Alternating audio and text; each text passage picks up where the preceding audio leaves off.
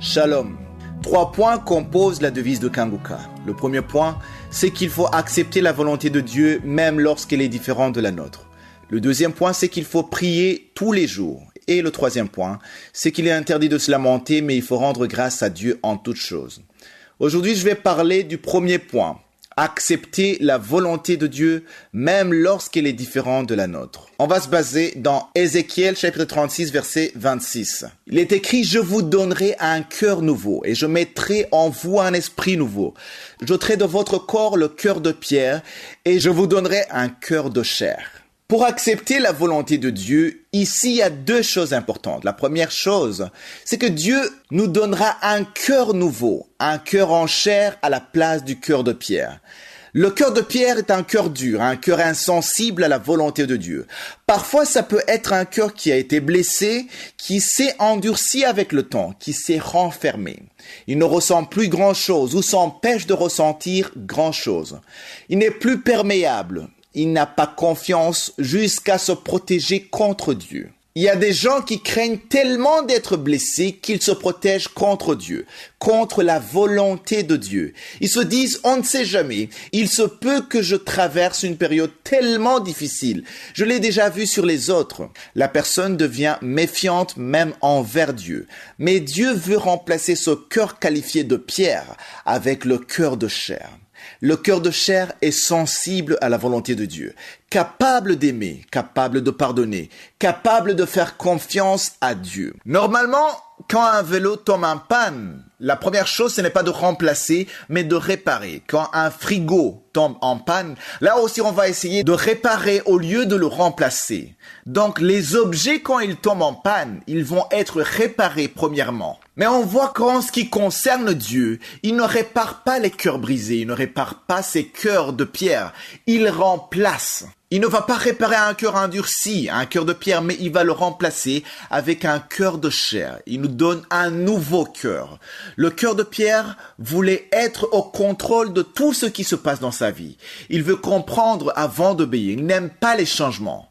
Mais le cœur de chair est humble et reconnaît que la volonté de Dieu est meilleure. Accepter la volonté de Dieu, c'est de passer de cette prière-ci, de dire « Mon Dieu, je veux que tu me donnes ceci selon mon timing, selon le temps que j'ai fixé, en fonction de mon souhait. » Et tu commences à dire cette fois-ci, quand tu as un cœur de chair, « Mon Dieu, que ta volonté soit faite, et j'attendrai le temps que toi tu as fixé. » Donc nous avons aussi lu « Je mettrai en vous un esprit nouveau. » Dieu ne remplace pas le cœur seulement, mais il renouvelle aussi l'esprit. Quand on accepte la volonté de Dieu, nous commençons à voir les choses différemment. On ne résiste plus Dieu comme avant. On cherche à lui plaire. On lui fait confiance pour chaque pas qu'on fait dans notre vie. Dieu ne change pas seulement ce que tu ressens, mais aussi ta manière de voir les choses. Sans un esprit renouvelé, même avec de bonnes intentions, nous risquons de mal interpréter ce que Dieu veut faire dans notre vie. Nous pouvons percevoir une épreuve comme un abandon ou un retard ou encore comme un refus de Dieu. Aujourd'hui, c'est toi qui sais ce qui te bloque pour accepter la volonté de Dieu, ce qui t'empêche d'accepter la volonté de Dieu. Est-ce une blessure, une déception, une crainte de l'inconnu? Alors aujourd'hui, décide de remettre cela entre les mains de Dieu. Laisse-le te guérir, laisse-le guérir ton cœur, renouveler ta confiance en lui. Choisis de lui dire, « Mon Dieu, je ne comprends peut-être pas tout, mais je t'abandonne tout, j'accepte ta volonté. » Et après, il va agir dans ta vie.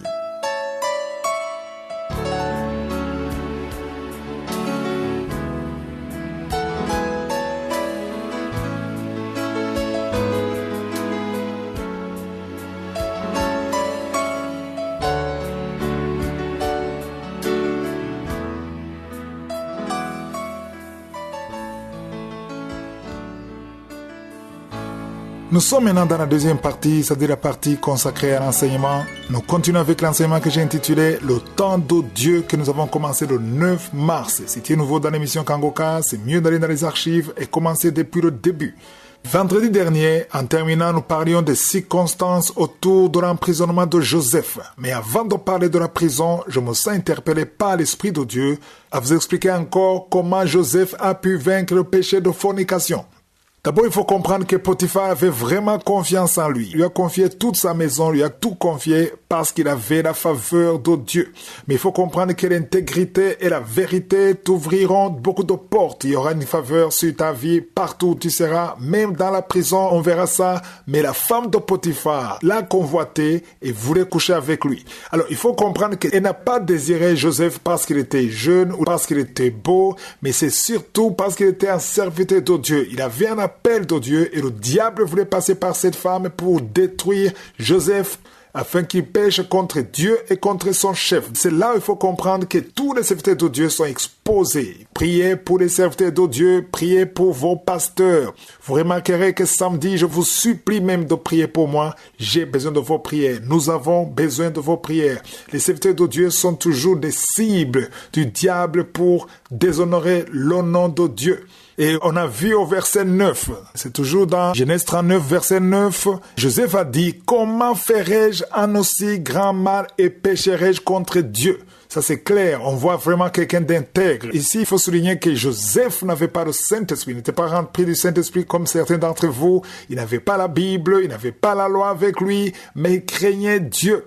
Et c'est pour cela qu'il a fui. Et quand on voit la fuite de Joseph, ça me rappelle ce que Paul a écrit aux Corinthiens. Dans 1 Corinthiens 6, verset 18, il a dit « Fuyez l'impudicité ». Il n'a pas dit « éviter l'impudicité ». Aujourd'hui, beaucoup de chrétiens essaient d'éviter l'impudicité ou de résister à l'impudicité. Mais la parole de Dieu ne nous demande pas de résister à l'impudicité, mais de fuir l'impudicité. Comment est-ce qu'on fuit l'impudicité? C'est-à-dire qu'on évite les circonstances qui nous mettent dans la vulnérabilité, dans la tentation. Il faut fuir. Il faut éviter des moments d'intimité avec quelqu'un qui n'est pas ton mari ou ta femme. Faites attention. Au verset 18, il a montré la différence entre le péché d'impudicité et les autres péchés. Parce qu'il dit, c'est lui qui se livre à l'impudicité. Il pêche contre son propre corps. D'abord, il a brisé la loi de Dieu, mais il pêche contre son propre corps, qui n'est rien d'autre que la maison de Dieu, le temple de Dieu. Donc, quand tu commets l'impudicité ou l'adultère, tu détruis la maison de Dieu.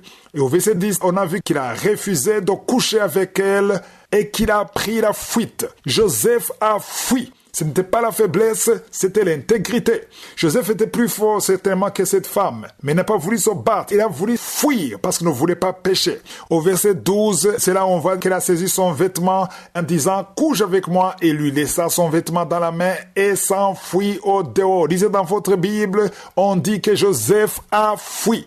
C'est très important de comprendre qu'il a fui. Il n'a pas résisté. Ne résistez pas, mais fuyez. Évitez des moments où le diable peut vous tenter. Ne vous exposez pas parce que c'est dangereux. En fait, beaucoup de chrétiens ne comprennent pas l'importance du mot le temple de Dieu. Le corps, c'est le temple de Dieu. Si vous lisez dans 1 Corinthiens, chapitre 3, versets 16 à 17, le même Paul écrit, « Ne savez-vous pas que vous êtes le temple de Dieu et que l'Esprit de Dieu habite en vous ?» Donc ce n'est pas juste un corps, mais c'est la maison, c'est la demeure de Dieu, c'est la demeure du Saint-Esprit. Et au verset 17, il dit, « Si quelqu'un détruit le temple de Dieu, Dieu le détruira. » Car le temple de Dieu est saint et c'est ce que vous êtes. Alors ici, quelqu'un peut dire que c'est une sorte de menace. Je ne menace personne. Je suis en train de lire un passage biblique. Ici, ce n'est pas l'Ancien Testament, c'est le Nouveau Testament, c'est la Nouvelle Alliance où on dit « Dieu te détruira ». C'est pas moi qui le dis. C'est Paul qui dit ça aux Corinthiens et c'est valable encore aujourd'hui. Le corps, c'est quelque chose de précieux aux yeux de Dieu. Voilà pourquoi on ne doit pas s'amuser à résister, à essayer. Non, il faut fuir. Pourquoi fuir? Parce que quand tu commets cet acte, il y aura toujours des conséquences. Tu peux te dire, tu peux coucher avec ton fiancé ou ta fiancée, mais il y aura des conséquences et c'est pour cela qu'il faut fuir. Je vais revenir demain parce que beaucoup de chrétiens prennent ça à la légère. On se dit, c'est pas grave, c'est plus fort que moi, je vais me repentir. Non, ne jouez pas avec ça, c'est très dangereux et c'est ce que nous verrons demain. C'est lui qui a compris, il ne joue pas avec ça parce que quand tu joues avec ça, tu joues avec le feu et il est évident que beaucoup de gens ne comprennent pas pourquoi fuir. C'est ce que nous verrons demain si je suis le vœu. Je vous souhaite tous de passer une excellente journée.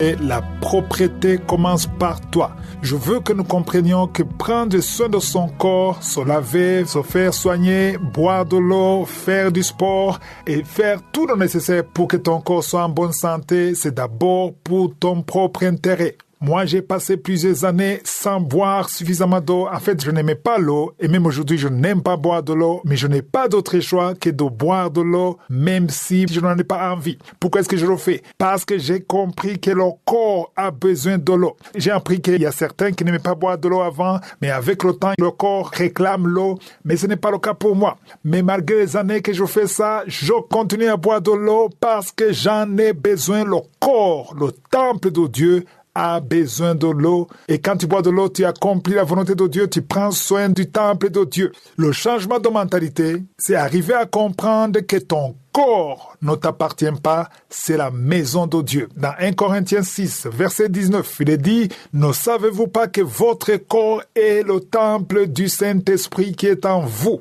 Dans 1 Corinthiens chapitre 3, verset 16, il est dit, « Ne savez-vous pas que vous êtes le temple de Dieu ?» Toi qui m'écoutes, tu es le temple de Dieu, tu es la maison de Dieu et l'Esprit de Dieu veut habiter en toi. C'est comme ça que Dieu a conçu les choses. Aujourd'hui, tu entends parfois des gens, quand tu leur dis qu'il faut faire ceci pour son corps, il te dit, ça ne te regarde pas, c'est mon corps, j'en fais ce que je veux. Mon frère, ma sœur, même si c'est ton corps, c'est la maison de Dieu, donc tu n'es pas le propriétaire. J'aime dire que nous sommes des locataires de la maison de Dieu. Donc tu vis dans la maison qui ne t'appartient pas. Le corps dans lequel tu es appartient à l'Éternel, appartient à je suis. Ce n'est pas ta maison, mais tu es là. Tu vis dans cette maison, mais ça ne t'appartient pas. Je vais vous montrer combien Dieu est jaloux de sa maison, c'est-à-dire ton corps. Il tient beaucoup à ça au verset 17. 1 Corinthiens 3, verset 17. Il dit, « Si quelqu'un détruit le temple de Dieu, Dieu le détruira. » Car le temple de Dieu est saint et c'est ce que vous êtes.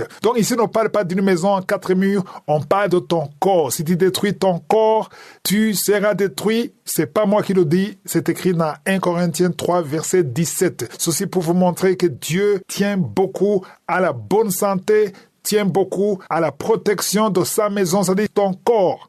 Quand tu apprendras que ton corps est la maison de Dieu, beaucoup de choses vont changer. Il y a des choses que tu ne pourras pas faire. Aujourd'hui, on s'habille comme ça et tu fais ça juste parce que c'est à la mode. Mais si tu t'habilles d'une façon négative, une façon qui ne glorifie pas Dieu, une façon qui attire ceux qui n'avaient même pas envie d'avoir des pensées négatives, des pensées de convoitise, mais sont provoquées par ton habillement, c'est-à-dire que tu déshonores la maison de Dieu. La maison de Dieu doit être honorée pour la gloire de Dieu. Alors, revenons sur notre sujet, la propriété commence par toi. Ça demande toujours le changement de mentalité. Par exemple, tu ne peux pas passer 2 jours, 3 jours sans te laver, alors que tu as l'eau, tu as le savon, tu as tout ce qu'il faut pour te laver, mais tu ne te laves pas à cause de la paresse. C'est juste la paresse, tu n'as pas envie de te laver, alors qu'il y a tout ce qu'il faut pour te laver. Ça veut dire que tu n'as pas encore changé de mentalité, parce que je sais qu'il y a beaucoup de gens qui se lavent, qui ne connaissent même pas Dieu, qui ne comprennent même pas que le corps, c'est le temple de Dieu. Mais ils font ça pourquoi? Ils font ça parce qu'ils veulent avoir une bonne santé, ils veulent éviter les maladies, et ça, c'est très courant.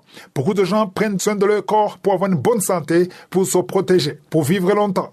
Il y a beaucoup qui font ça. Mais toi qui es sauvé, toi qui crois en Jésus-Christ, je te renvoie dans 1 Corinthiens 6, verset 20, où il est dit « Glorifiez donc Dieu dans votre corps ». C'est-à-dire que toi, tu ne le fais pas seulement pour la santé. C'est bien que tu le fais pour la santé, mais il faut savoir que tu glorifies Dieu dans ton corps quand tu prends soin de ton corps, quand tu fais attention à ton habillement, quand tu ne veux pas être une pierre d'achoppement, quand tu ne veux pas que les autres tombent dans le péché de convoitise à cause de ton habillement, c'est-à-dire que tu as changé de mentalité. Et si tu veux la propriété, là où tu es, dans le pays où tu es, dans la maison, ça commence d'abord par toi. C'est ton corps et ton environnement, et là, tu vas impacter les autres qui sont autour de toi. Si je suis le veux, je vais clôturer cet enseignement jeudi de la semaine prochaine.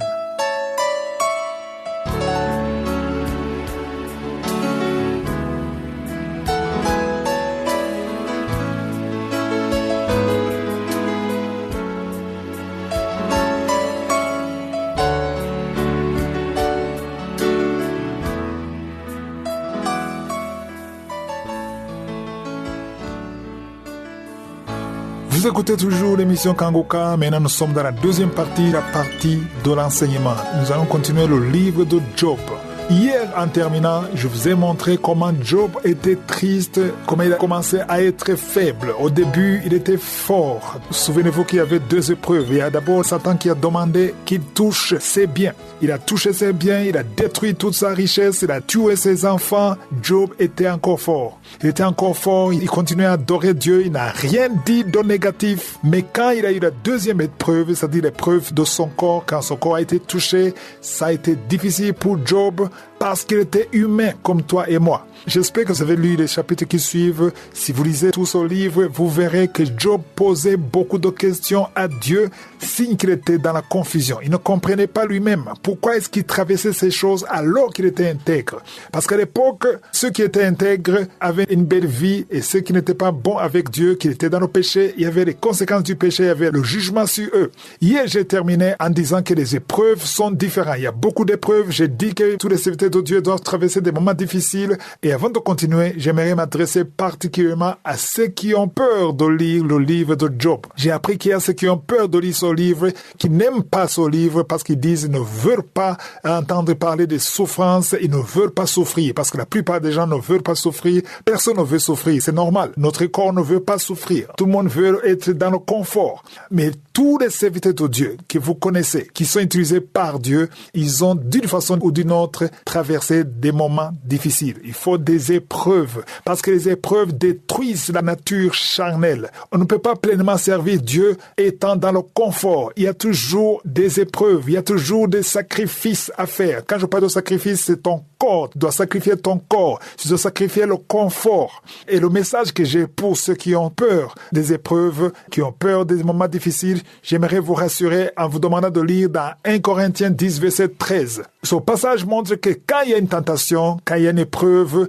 Dieu prépare aussi le moyen d'en sortir. C'est-à-dire que Dieu ne peut pas permettre que tu aies une épreuve qui est au-delà de tes forces. Il n'y a pas d'une épreuve qui peut venir dans ta vie que tu ne peux pas supporter. Parce que si Dieu permet cette épreuve, c'est qu'il sait que tu es capable de la supporter. Dans 1 Corinthiens 10, verset 13, la deuxième partie de ce verset, Paul écrit en disant, « Avec la tentation, Dieu préparera aussi le moyen d'en sortir afin que vous puissiez la supporter. » Donc Dieu te donne la force de supporter la tentation avant que la tentation arrive. Avant que l'épreuve arrive, Dieu te donne la capacité de la supporter. Voilà pourquoi il ne faut pas te lamenter et poser la question à Dieu en disant, pourquoi est-ce que tu as permis ceci ou cela? Dieu a permis cela parce qu'il sait que tu as la force, tu as la capacité de supporter cela. Il n'y a aucune épreuve qui viendra pour te tuer.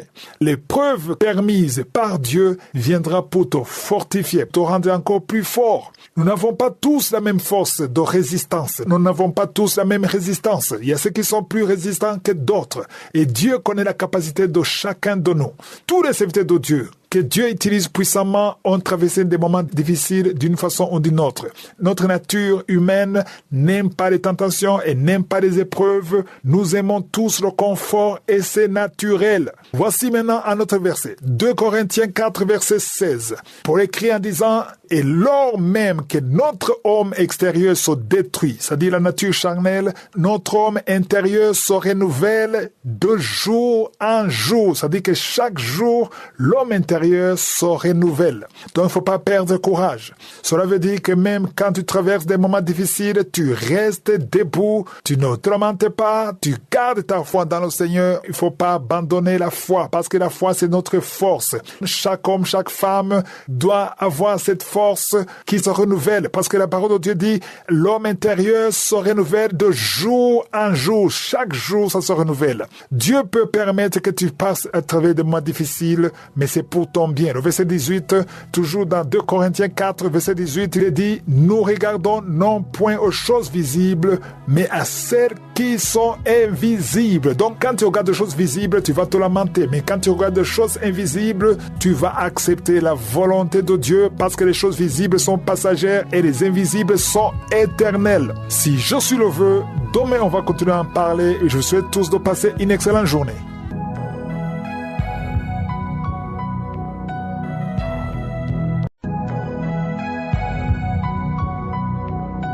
Shalom, bonjour chers frères et sœurs de l'émission Kangoka.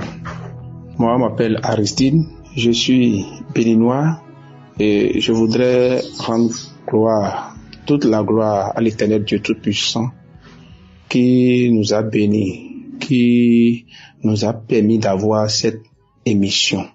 L'émission par laquelle il passe pour nous délivrer, pour nous nourrir spirituellement. Vraiment, je suis chrétien, mais je ne priais pas comme aujourd'hui. Dieu m'a transformé. Il y a des choses que je faisais en tant que chrétien. Je savais que l'adultère n'était pas une bonne chose. Mais tel que Christ insistait, surtout les vendredis, l'émission de vendredi, quand j'écoute l'émission de vendredi, vraiment, je me sens soutenu, je me sens libéré, je me sens délivré. Je sens que je suis avec mon Dieu. Il y a une présence divine dans ma vie. Et dans les prières, je ne fais que bailler. Je sais que Dieu est en train de faire beaucoup dans ma vie, car j'ai été délivré de la masturbation. L'esprit de la masturbation, Dieu m'a délivré. L'esprit de la jalousie, je ne fais que imaginer des choses bizarres à l'endroit de ma femme. Dieu m'a délivré de ces esprits. Je bénis l'Éternel Dieu Tout-Puissant. Ma façon de voir les choses a changé. Les enseignements de Christ m'ont béni. Les témoignages, j'ai reçu la visitation de l'Éternel Dieu Tout-Puissant, de Jésus, la guérison. Je bénis Christ pour les enseignements, les émissions de chaque samedi, les témoignages, la prière. Tout ceci m'a changé. Alors, je voudrais parler de ma maman. Elle est adepte de vaudou. Nous sommes au Bénin, on sait, on comprend. Bizarrement, elle s'est levée. Elle a eu un peu d'argent, elle s'est dit qu'elle ira chez elle, prier pour les esprits des morts. Et c'est le jour qu'elle devait partir. Tout est au point, je n'étais pas là. Et puis, elle a commencé par saigner. On m'a appelé, on est allé à l'hôpital. On a fait 1 an, pratiquement 1 an à l'hôpital. Oh, bien avant ça, il y a eu des séances de prière avec elle. J'invitais les frères et sœurs de l'église de venir parler à ma mère pour qu'elle puisse accepter être baptisée. Pendant 15 ans ou plus, elle avait toujours refusé. Mais Dieu qui a su, qui est le maître des temps et des circonstances, Dieu est passé par cette période de souffrance. Ma mère, elle a accepté le baptême. Elle a été baptisée déjà. Aujourd'hui, maintenant, elle porte ses habits. Elle couvre le corps. Elle couvre le corps aujourd'hui. C'est grâce à l'émission de Kangoka. Dieu m'a visité. Dieu m'a soutenu. Je me sens soutenu. Christ ne me connaît pas. Je ne le connais pas. Je le vois dans les croisades. Mais je me sens soutenu par la présence divine à travers Christ. Quand elle a pris la décision d'être baptisée, nous avons eu des attaques. Mais Dieu nous a libérés. Dieu nous a libérés. Parce qu'on n'a pas voulu qu'elle quitte le couvent, le truc de vaudou. Aujourd'hui, elle a accepté Jésus. Elle va à l'église. Une adepte de vaudou, j'ai dit. Une adepte de vaudou. Nous avons été attaqués par les membres de sa famille. Mais Dieu nous a sauvés. Dieu nous a bénis. Nous lui disons merci, croire à ton nom, Père éternel. Parce que faire des témoignages n'est pas facile. Quand les frères et sœurs disent qu'il était difficile pour eux de faire des témoignages, c'est aujourd'hui j'ai compris. C'est aujourd'hui j'ai compris. Pourquoi je n'avais pas fait le témoignage il y a longtemps? Christ avait demandé pour les 10 ans. Je n'ai pas pu faire. Le samedi suivant, il a insisté de faire les témoignages, de donner les témoignages de vie, de transformation de vie, les témoignages de guérison. Je n'ai pas pu faire. Aujourd'hui, j'ai reçu la grâce, la force de l'Esprit Saint de le faire. Chaque samedi, il n'y a pas ce samedi où, au cours des témoignages, des prières, de chaque samedi, je ne baille pas. Vraiment, Christ soit béni. Que Dieu te protège. Sois béni. Ta femme, qu'elle soit bénie. Tes enfants, qu'ils soient bénis. Les partenaires, tous ceux qui travaillent pour l'avancement de cette œuvre. Merci pour tout. Honneur à Jésus qui ne cesse de nous guérir. Merci Seigneur Jésus pour la vie de Christ. Merci Seigneur Jésus. Je te bénis et je te demande de bénir les partenaires, de lui travailler avec lui. Ceux qui soutiennent l'émission. Oh Père éternel, sois béni, sois loué. J'ai rendu ce témoignage au nom puissant de Jésus. Amen.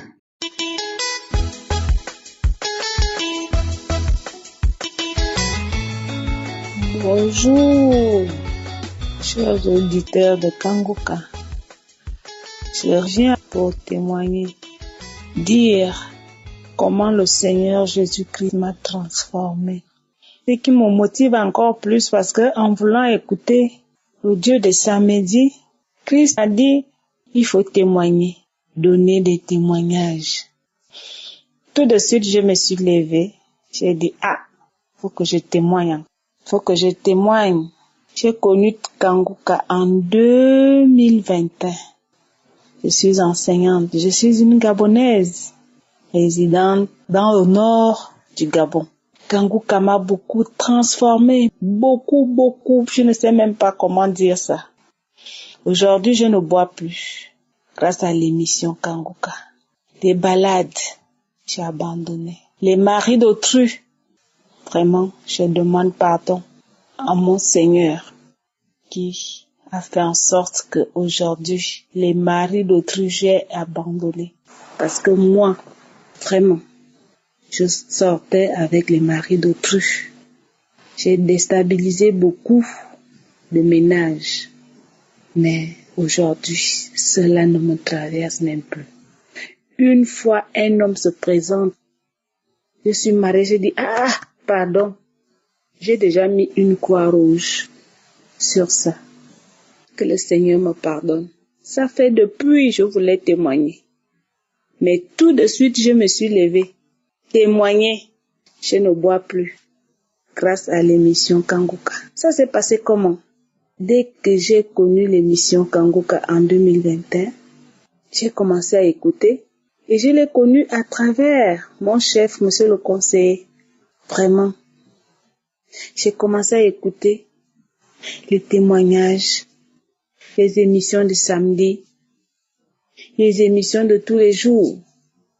Vraiment. J'avais commencé à cracher comme une femme enceinte. Je me souviens, mon grand frère se moquait même de moi. C'est comment la petite? C'est quoi, tu es enceinte? Je dis, je ne connais pas. Je ne savais même pas que c'était la délivrance. J'ai craché pendant 1 mois. Comment manger? Comment boire de l'eau? Je prends ma régabe. C'était pas la régabe parce que moi je prenais pas la régabe. Je prenais les 33. Les grandes 33. Vraiment, imaginez. Après, je commence à boire une 33, je fais 2 jours avec. Une 33, je fais 3 jours avec. Les collègues me demandent, c'est comment? La grande, c'est comment? Je dis, je ne connais pas. On dirait que je vais même abandonner la boisson là. Oh, c'est comment? Pourquoi tu vas abandonner? Je dis, je ne sais pas. Tout d'un coup, pour prendre, pour boire. Vraiment, je ne sais même pas. C'est comme ça. J'étais là avec ce scénario là. Une 33, 2 jours. Une 33, 3 jours. Après, tout d'un coup, le cœur me dit, laisse, abandonne ça, abandonne. Et c'est comme ça que j'ai abandonné la boisson.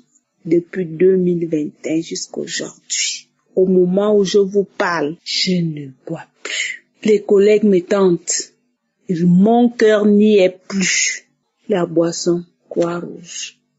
Les maris d'autrui, croix rouge. Grâce à l'émission Kanguka. Grâce à l'émission Kanguka, vraiment, je demande pardon parce que ça fait depuis 2021, je disais, je vais témoigner. Tout de suite, je me suis levée. Le Saint-Esprit m'a animé. Témoigne. J'ai témoigné.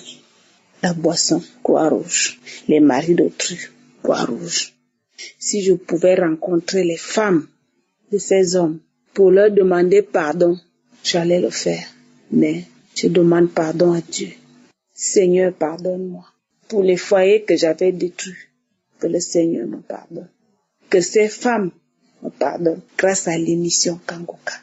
Les balades, j'ai abandonné. Les balades inutiles. Il faut se balader parce que tu as 500 dans la poche, tu vas t'asseoir dans un bar, tu prends ta petite bière et puis tu attends quelqu'un. Ça là, j'ai abandonné. Même faire du mal à quelqu'un, j'ai abandonné. Beaucoup de choses, plein de témoignages, mais si je commence à énumérer ici là, je peux même arriver demain matin. Mais je dis merci. Grâce à l'émission Kanguka, j'ai abandonné beaucoup de choses. Beaucoup. Je ne peux pas énumérer. C'est une façon de dire à ceux qui m'écoutent, à ceux qui suivent cette émission, ne jamais abandonner. Ne jamais abandonner. Cette émission fait beaucoup de choses. Cette émission nous fait changer. Moi qui vous parle, je suis beaucoup transformée grâce à cette émission. Ne nous décourageons pas. Persistons. Ah, Christ, je ne sais pas comment te remercier. Comment te remercier à cause de cette émission. Que le Seigneur vous bénisse en abondance. Votre femme, vos enfants, tous les auditeurs, tous ceux qui travaillent avec vous. Que le Seigneur vous bénisse. Amen. J'ai témoigné.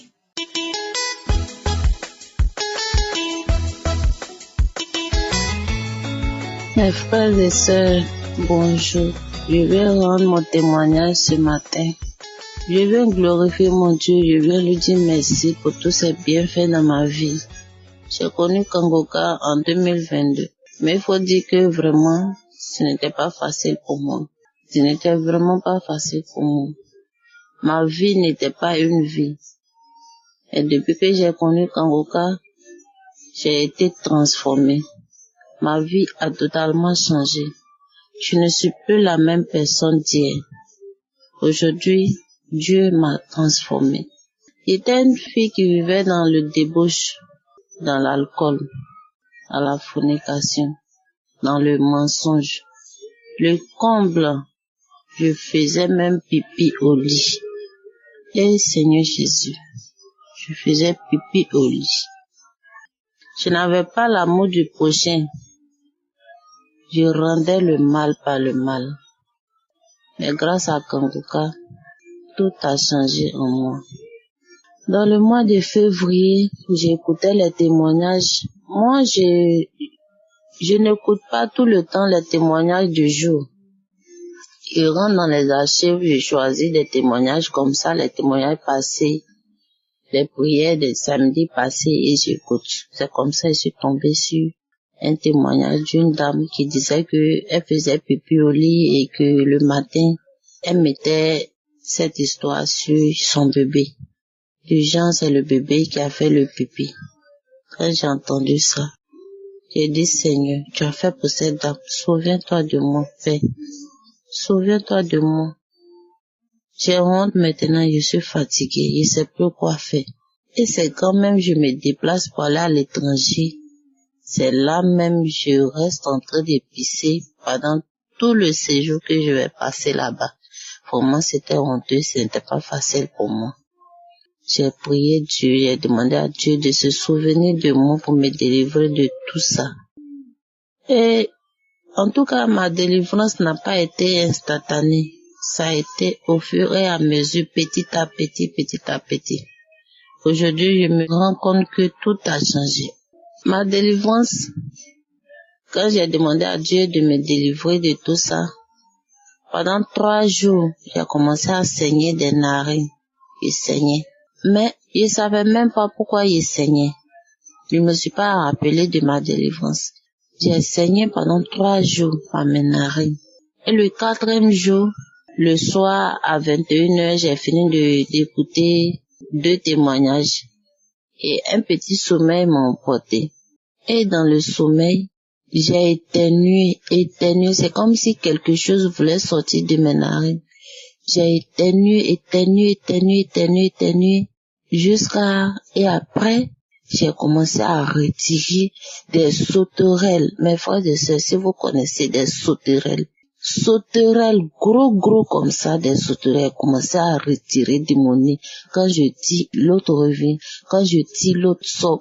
J'ai retiré de mes narines plus de 50 sauterelles. Et quand j'enlève, quand je tire, je prends un caillou et je le tue. Quand je tire, je prends un caillou et je le tue dans le rêve. Jusqu'à plus de 50 sauterelles. Et dès que j'ai tué le dernier, en même temps, je me suis réveillée. Dès que je me suis réveillée, j'ai dit, Seigneur, merci pour ma délivrance. C'est cette phrase qui est sortie de ma bouche dès que je me suis réveillée. J'ai dit, Seigneur, merci pour ma délivrance. C'est là que je me suis rappelé que c'était ma délivrance quand le sang coulait de mes narines. Il faut dire que j'ai un seul enfant.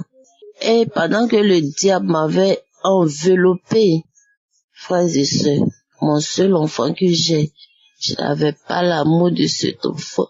J'aimais pas mon enfant. Vraiment, excusez-moi. J'ai très mal quand je pense à tout ça. J'aimais pas mon enfant ici, je savais même pas pourquoi. Et je l'interdisais même de m'appeler maman.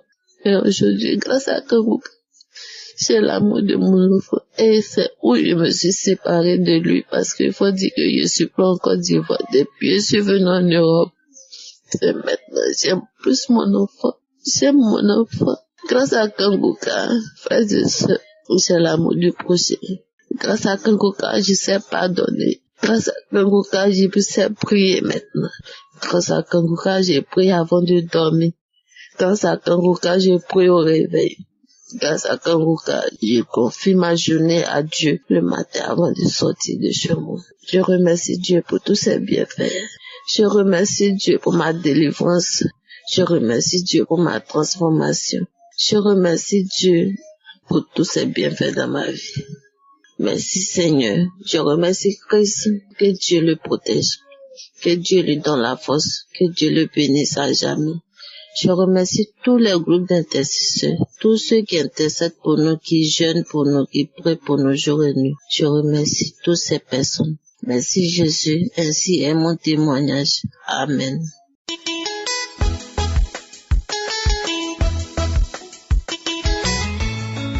Bonjour à tout le monde.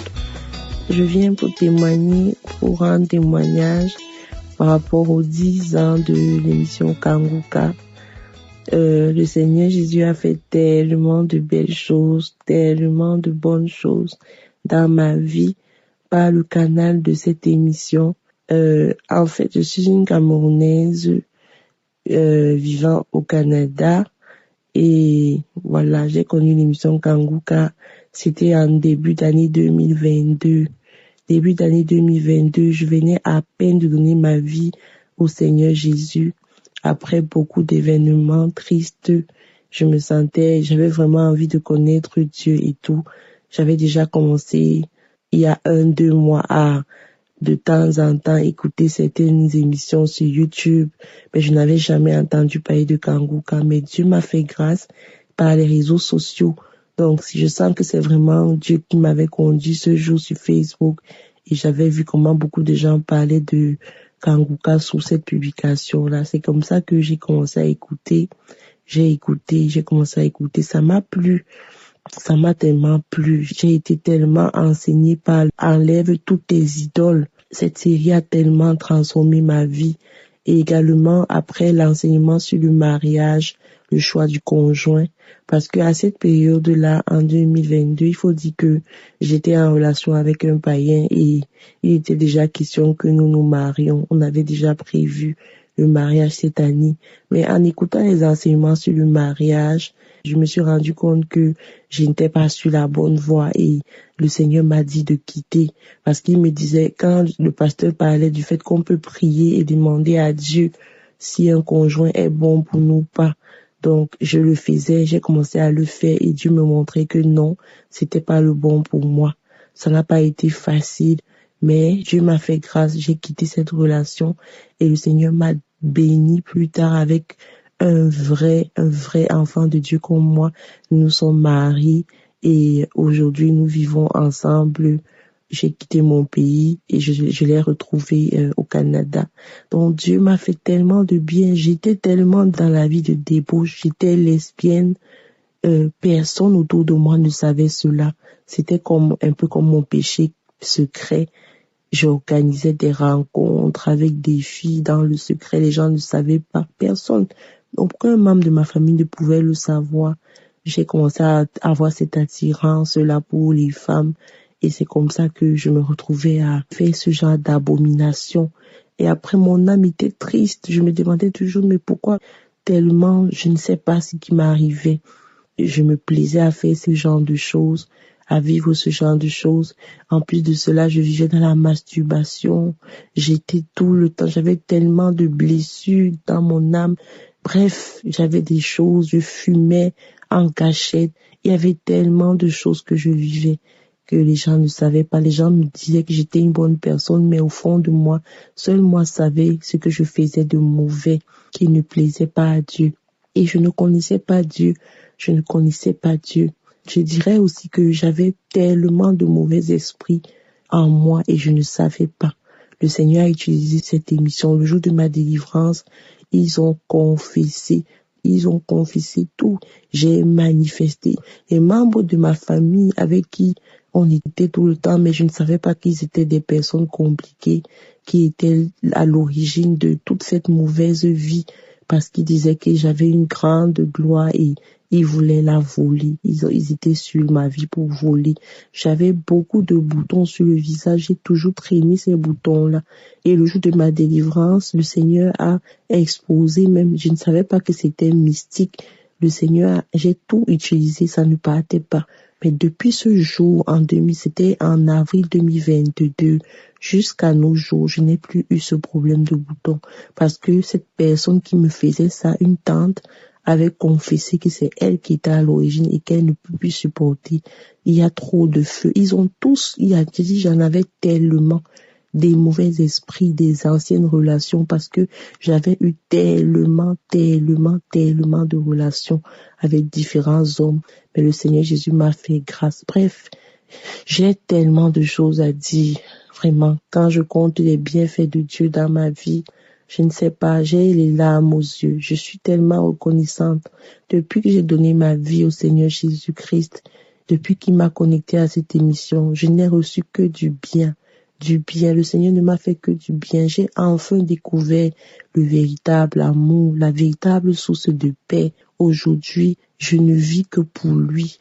Il m'a même déjà révélé qu'il m'appelle à être son évangéliste, à prêcher l'évangile. Et c'est ce que j'ai commencé à faire depuis que j'ai été délivrée. J'ai l'amour pour évangéliser, parler de Jésus. Beaucoup de personnes autour de moi.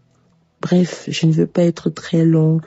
Je viens juste rendre grâce à Dieu et lui dire merci pour tout ce qu'il a fait dans ma vie. Soyez bénis vraiment, Christ. Soyez bénis au nom de Jésus. Et que le Seigneur continue de faire ce qu'il a commencé à faire au travers de cette émission. Vraiment, je suis tellement reconnaissante à Dieu pour tout. Soyez bénis au nom de Jésus.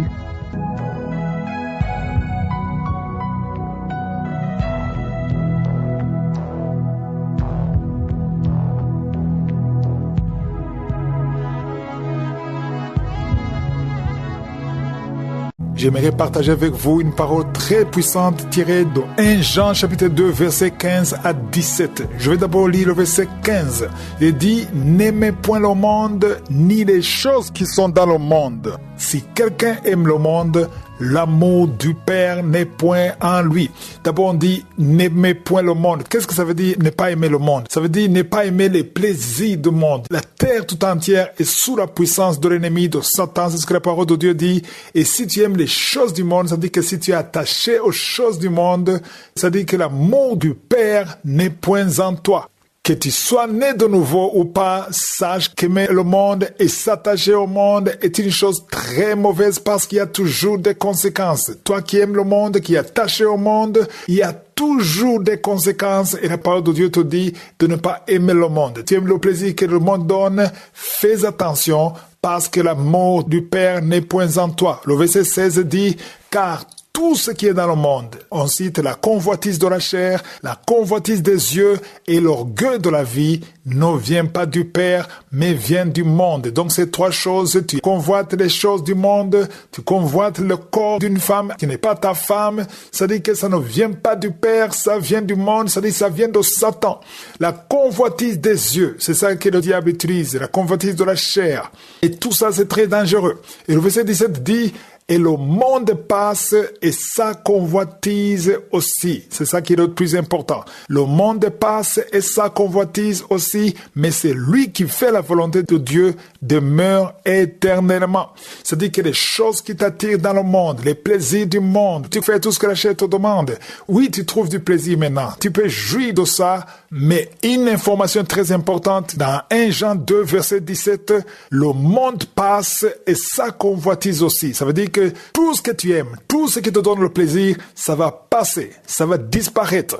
Et les choses que tu convoites, le plaisir que tu as, c'est juste pour un certain moment et ça va passer. mais celui qui fait la volonté de Dieu demeure éternellement. Autrement dit, même si tu meurs, tu ne mourras pas. Le corps va mourir, mais tu vas continuer à vivre. Voilà pourquoi je donne ce message tous les vendredis, pour que vous sachiez que si tu prends la décision de t'attacher à Dieu en acceptant Jésus comme ton Seigneur et ton Sauveur, ça dit que tu vas refuser ce que la chair te demande. La chair te demande de mentir, de détester quelqu'un, de commettre l'adultère, de commettre la fornication, de commettre le péché.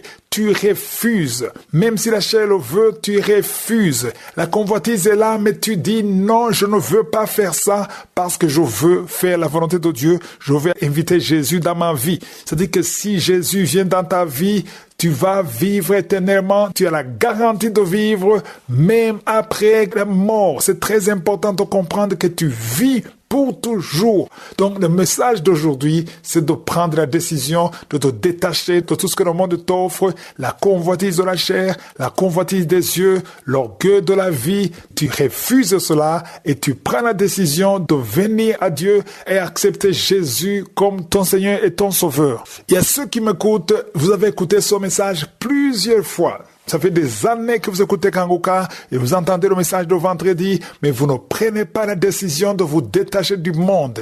Vous dites, il a toujours dit la même chose, mais je vous dis que ce sont ces mêmes paroles qui seront votre témoin. C'est-à-dire, il y aura un jour où tu seras devant le trône de Dieu et tu ne diras pas que tu n'as pas su. Je te parle de la part du Seigneur. C'est le Saint-Esprit qui te parle. C'est un avertissement pour que tu prépares ta vie. Je ne dis pas que tu vas mourir demain, mais tout est possible. Sois préparé à tout moment. Accepte Jésus, confesse tes péchés et le Saint-Esprit va te guider dans une vie de sanctification, dans une vie qui te met à part, qui te fait sortir du monde. Dieu a un plan parfait pour toi. Il veut te pardonner. N'accepte pas cette prison de Satan parce que c'est lui qui commet le péché tout le temps. Tu es toujours en train de regarder la pornographie, tu m'écoutes, tu es attaché. Tu as l'addiction de la pornographie. Un homme qui m'écoute, tu as l'addiction de la pornographie. Tu as essayé d'arrêter, d'effacer ces vidéos, ça ne marche pas. Répands-toi, viens devant le Seigneur. Il y a des jeunes qui m'écoutent, vous pratiquez les rapports sexuels sur le téléphone, répentez-vous, le Saint-Esprit vous parle. Toi qui as fait plusieurs avortements, le Seigneur veut te pardonner. Viens à Jésus, mets-toi à genoux, appelle Jésus et tu vas commencer une nouvelle vie. Parce qu'en acceptant Jésus, tu fais la volonté de Dieu et tu vas vivre éternellement. Mais c'est toi qui prends la décision. Personne ne prendra la décision de ta place et c'est toi qui prends la décision. Si vous voulez l'assistance d'un serviteur de Dieu, appelez sur WhatsApp sur plus 257 76 315 000.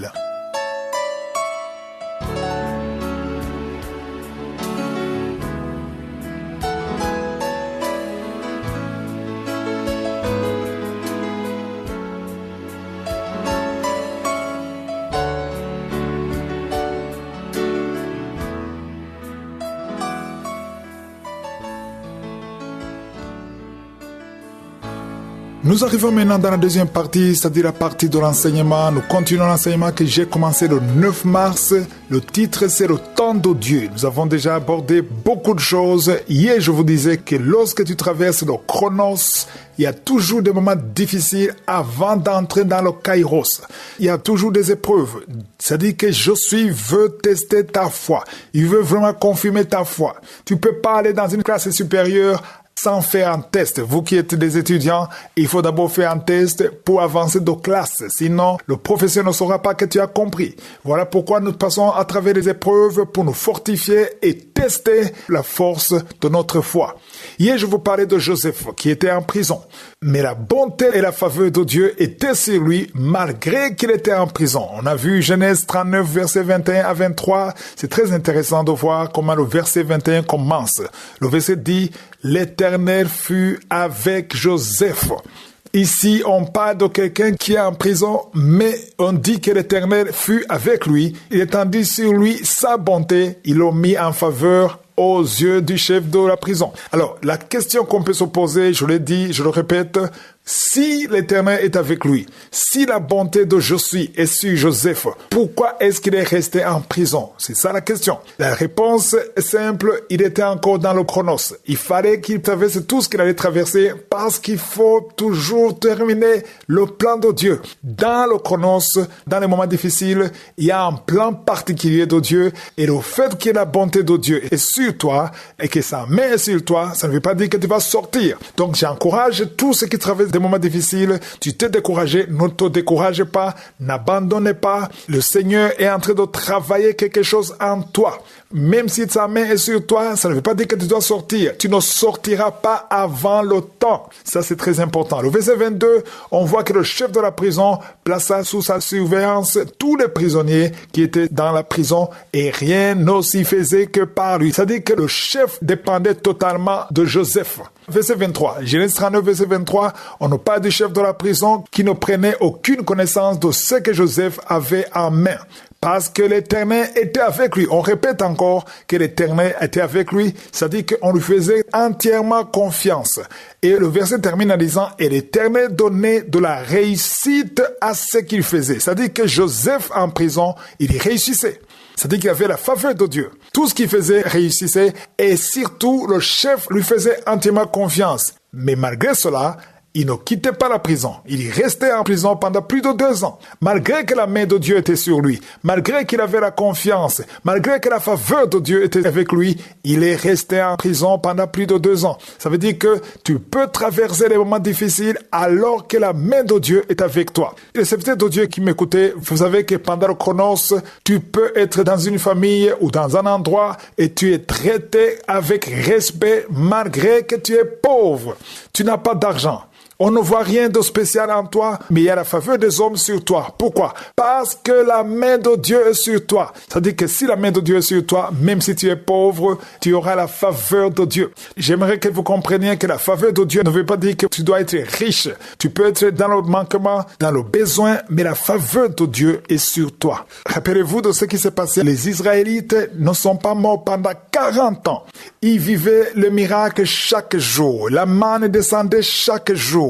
Dieu se manifestait. Il y avait de l'eau dans le désert. Il y avait de l'eau qui sortait du rocher. Tout ça était un signe que l'Éternel était avec eux. Toi qui m'écoutes, serviteur de Dieu, qui traverse des moments terribles, tu es rejeté, on se moque de toi, tu souffres financièrement, mais tu vis. Mais tu avances. C'est-à-dire qu'il y a une main invisible qui te protège, une main invisible qui pourvoit à tes besoins. Ça, c'est un signe que la main de l'Éternel est sur toi, surtout quand tu es intègre. Parce qu'il y a ceux qui gagnent la vie malhonnêtement. Mais si tu es honnête, tu sers le Seigneur, mais d'une façon ou d'une autre, le Seigneur t'assiste. C'est la preuve que la main de Dieu est sur toi. Souvenez-vous de Deutéronome chapitre 8, verset 2. L'Éternel a dit, je t'ai humilié pour t'éprouver et pour savoir quelles étaient les dispositions de ton cœur. Je termine en encourageant, toi qui traverses des moments difficiles, tu vas sortir au temps de Dieu. Ne te décourage pas, ne te lamente pas. Si je suis le veux, on va continuer à en parler lundi de la semaine prochaine. Je vous rappelle que demain c'est le jour de la prière pour les malades.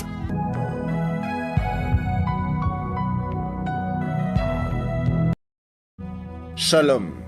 Le lundi, je rappelle la devise de Kanguka. Il s'agit de 3 points suivants.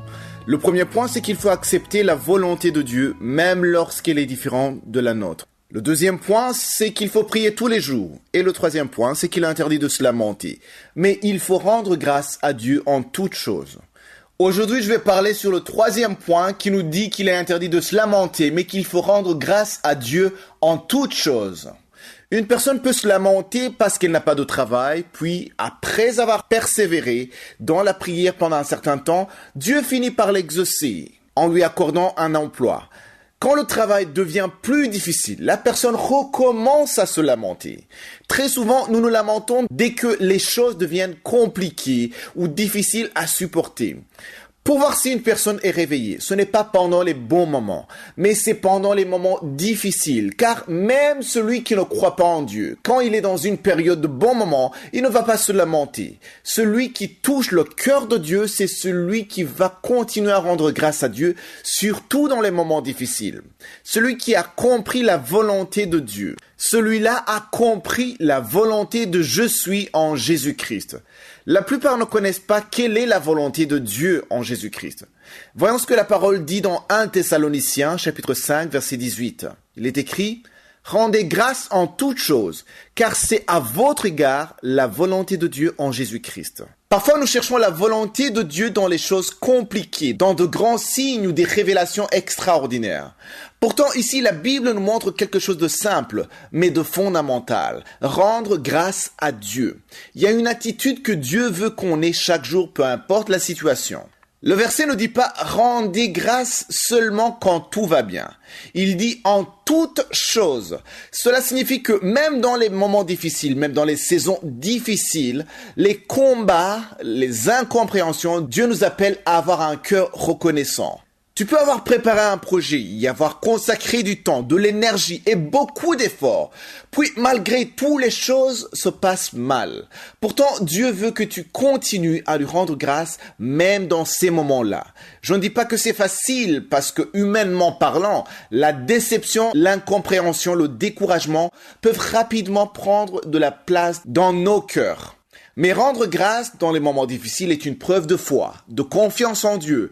C'est reconnaître que même lorsque nous ne comprenons pas ce qui arrive, Dieu reste souverain et continue à agir. Parfois, ce qui ressemble à un échec aujourd'hui peut être une protection, une préparation ou un détour nécessaire pour quelque chose de meilleur demain. La gratitude dans l'épreuve change aussi notre manière de traverser les difficultés. Au lieu de laisser l'amertume, les plaintes dans notre cœur, elle nous aide à garder la paix, l'espérance et la foi. Plus une personne va se lamenter, plus elle risque de rester focalisée sur les problèmes au point d'oublier ce que Dieu a déjà fait pour elle. Les lamentations répétées finissent par remplir le cœur de découragement, d'impatience et parfois même d'ingratitude. Je ne dis pas qu'il est interdit de s'exprimer, d'exprimer sa douleur ou sa fatigue à Dieu. Même dans la Bible, plusieurs serviteurs de Dieu ont traversé les moments de tristesse et de découragement. Dieu veut nous amener à un point où, même dans les combats, nous gardons confiance en lui et en sa capacité à agir au bon moment. Si tu arrives à rendre grâce à Dieu dans cette saison, dans cette situation difficile, tu seras parvenu à appliquer ce verset qu'on a lu dans ta vie et tu auras déjà compris que la volonté de je suis à ton égard, c'est que tu lui rendes grâce en toutes choses, dans les bons comme dans les mauvais moments.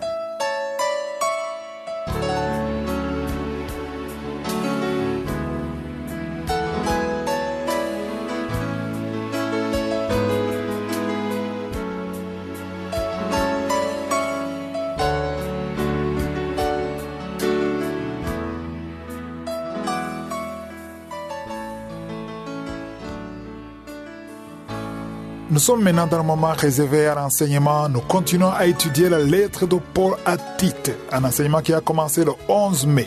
Nous sommes encore au premier chapitre et ce chapitre parle de beaucoup de choses qui nous concernent aujourd'hui dans l'Église en 2026. Vendredi dernier, j'ai terminé avec les versets 11 et 12 où Paul disait à Tite qu'il y a beaucoup de rebelles dans l'Église. Voilà le mot qu'il a utilisé. Il a utilisé le mot rebelle. Il a dit beaucoup de gens rebelles. Donc dans l'Église, il y a beaucoup de rebelles aujourd'hui. Les rebelles, c'est quoi? Il faut d'abord que j'explique la signification du mot rebelle. Un rebelle est quelqu'un qui se rebelle contre la parole de Dieu dans l'Église. Ils sont souvent opposés aux pasteurs, aux enseignements des pasteurs, des dirigeants dans l'Église, des anciens. Ce sont des gens qui forment des groupes. Vous allez trouver dans l'Église beaucoup de groupes. Et tout ce qu'ils font, c'est salir le pasteur et dire ce qui ne va pas. Parfois, ils disent la vérité et parfois, ils disent des mensonges. Donc, ils sont toujours opposés. Ils sont toujours opposés et ils ne savent pas qu'ils sont guidés par un esprit de rébellion. L'esprit de rébellion vient de Satan. Même si ce que vous dites est vrai, vous n'avez pas à vous rebeller aussi longtemps que vous faites partie de cette église. Priez pour le pasteur, approchez en toute humilité des dirigeants dans l'église et si vous commencez à aller s'opposer, vous êtes victime de l'esprit de rébellion. Il y a un verset que j'aimerais vous partager, Hébreux 13, verset 17. Il est dit, obéissez à vos conducteurs, ici on parle des conducteurs dans l'église, obéissez à vos conducteurs et ayez pour eux de la déférence, car ils veillent sur vos âmes. Chez moi, j'ai souligné, ils veillent sur vos âmes. Comme devant en rendre compte, Qu'il en soit ainsi, afin qu'il le fasse avec joie et non en gémissant, ce qui ne vous serait d'aucun avantage. Tout pasteur, tout leader aura des comptes à rendre devant Dieu pour les âmes que le Seigneur lui a confiées. Moi, personnellement, je suis conscient que j'aurai des comptes à rendre pour vous tous qui suivez régulièrement cette émission. C'est-à-dire qu'un jour, je serai devant le trône. Je dois donner un rapport. C'est-à-dire que je dois vous enseigner ce que le Saint-Esprit me demande de vous enseigner. Il ne faut pas qu'il y ait des émotions. Je dois être sûr que je dise ce que le Saint-Esprit me demande de dire. Si je commence à dire des choses qui sont contraires à la parole de Dieu, des choses qui viennent de ma tête, j'aurai des comptes à rendre. Voilà pourquoi la parole de Dieu dit « Obéissez à vos conducteurs et ayez pour eux de la déférence. Évitez la rébellion dans l'Église. » Revenons maintenant à Tite, le premier chapitre du verset 10 à 11. Je vais lire les deux versets. Le verset 10, il est dit « Il y en a en effet surtout parmi les circoncis, c'est-à-dire les Juifs, beaucoup de gens rebelles, de vains discoureurs et de séducteurs. » Donc, il y a des gens qui sont rebelles et qui veulent séduire les autres. Verset 11, le plus intéressant, il est dit « Auquel il faut fermer la bouche. » Comment est-ce qu'on peut fermer la bouche de quelqu'un qui parle dans l'église aujourd'hui en 2026 avec les réseaux sociaux? C'est très difficile de fermer la bouche parce que le verset continue en disant « Il bouleverse des familles entières, enseignant pour un gain honteux ce qu'on ne doit pas enseigner. » C'est-à-dire qu'il y a des familles dans l'église qui sont déstabilisées par les rebelles qui sont dans l'église. C'est un esprit qui agit à travers les chrétiens dans l'église. Alors aujourd'hui, est-ce qu'on peut fermer la bouche de quelqu'un qui attaque les serviteurs de Dieu, qui crée la division dans l'église, qui amène les querelles, les jalousies? Et est-ce qu'on peut fermer la bouche? À l'époque, peut-être c'était possible. À l'époque, il fallait les priver le micro ou d'une façon ou d'une autre, il y avait moyen de leur fermer la bouche. Mais aujourd'hui, on ne peut pas fermer la bouche parce que c'est difficile. Parce qu'aujourd'hui, même si tu fermes leur bouche dans l'église, ils vont aller sur TikTok, ils vont aller sur YouTube, sur Facebook. Et surtout, ils n'utilisent pas leur vraie identité, ils utilisent un autre nom, ce qu'on appelle pseudonyme. Et tu verras quelqu'un qui attaque un pasteur, et souvent ce n'est pas un nom qui existe, il se cache derrière ça. Alors, comment est-ce qu'on peut fermer leur bouche? Je vais vous montrer le meilleur moyen que tu peux utiliser pour fermer leur bouche. C'est-à-dire qu'il faut les ignorer. Continue de servir le Seigneur. Aussi longtemps que ce qu'ils disent est faux, continue de servir le Seigneur, ne répondez pas à leurs insultes, et avec le temps, ils vont se fatiguer, et surtout ceux qui les écoutent, ils vont se rendre compte que c'est faux, grâce aux œuvres que tu es en train de faire. Mais si tu commences à les affronter, te défendre, là tu es tombé dans le piège.